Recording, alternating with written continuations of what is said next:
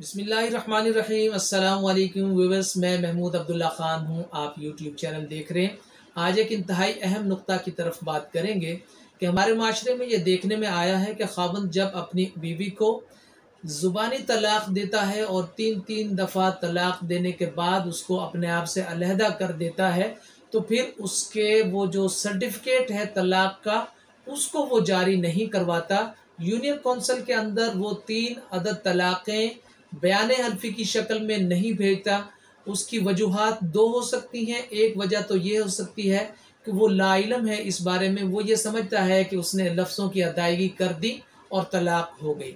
दूसरी वजह ये हो सकती है कि उसे इल्म तो है लेकिन वो औरत को ज़हनी तौर पर टॉर्चर करना चाहता है और अपना गुस्सा जिसकी बुनियाद पर उसने औरत को तलाक़ दी है उसको मज़ीद उस औरत को वो टॉर्चर करता है ज़हनी तौर पर और उसको सर्टिफिकेट ऑफ इफेक्टिवनेस जो है वो जारी नहीं होने देता। इसी वजह से वो बयान हल्फी वो नहीं भेजता।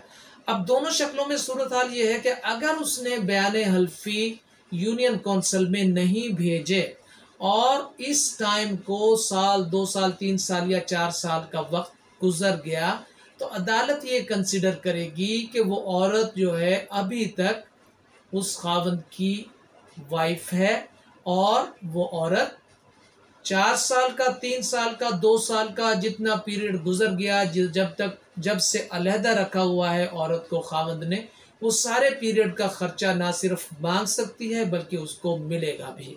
इस हवाले से ये जजमेंट है मेरे पास, PLD 2006 सुप्रीम कोर्ट की जजमेंट है और इसका पेज है 454, जिसमें ये सुप्रीम कोर्ट ने जो है होल्ड किया है कि अगर सर्टिफिकेट ऑफ इफेक्टिवनेस को जारी नहीं करवाया गया और ज़ुबानी तलाक दे दी गई है तो औरत मुस्तहिक है कि जब तक उसको सर्टिफिकेट ऑफ इफेक्टिवनेस उसको नहीं मिलता वो खर्चा अपने खाविंद से ले सकती है और वो उसका खाविंद ही कंसिडर होगा।